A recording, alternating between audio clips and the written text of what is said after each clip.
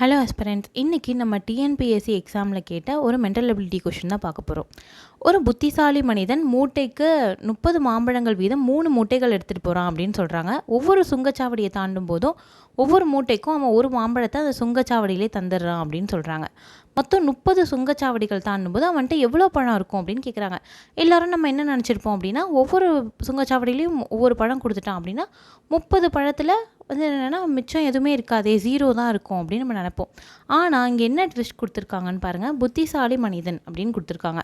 இதனால் நம்ம எப்படி யோசிக்கணும் அப்படின்னா, புத்திசாலியாக இருக்கிறதால அவன் என்ன பண்ணுவான்னா 30 30 30 3 பையிலையும் 30 வந்து மாம்பழங்கள் இருக்குது ஒவ்வொரு பையிலையும்.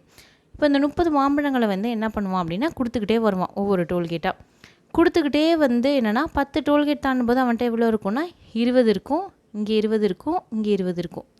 3 மூட்டையிலுமே 20 20 இருக்குமா. இப்போ வந்து என்ன பண்ணுவான் அப்படின்னா இதை 2 பையில் மாற்றிக்கிட்டா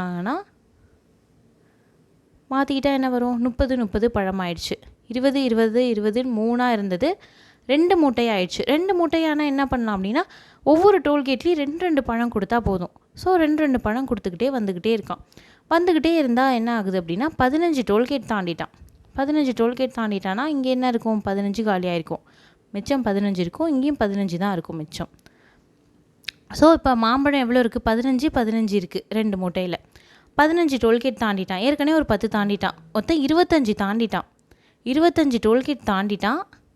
அடுத்தது வந்து அவன்கிட்ட இப்போ எதுக்கு எவ்வளோ பழம் இருக்குன்னா 30 பழம் இருக்குது. 30 பழத்தை என்ன பண்ணலான்னா ஒரே மூட்டையிலே போட்டுக்கலாம். இன்னும் எத்தனை டோல்கேட் இருக்குது? ஒரு 5 டோல்கேட் தான். அந்த 5 டோல்கேட்டுக்கு அவன் ஒரு 5 பழத்தை கொடுத்தா போதும். 5 பழத்தை கொடுத்துட்டு மிச்சம் எவ்வளோ பழம் வச்சுருக்கான்னா 25 பழம் வச்சுருப்பான். இவன் ஒரு புத்திசாலி மனிதன் அப்படின்றதுக்காக 25 பழம் வச்சுருக்கான் அப்படின்னு சொல்கிறாங்க. ஓகே, இந்த ஆன்சர் உங்களுக்கு புரிஞ்சிருக்கும்னு நினைக்கிறேன். தேங்க்யூ.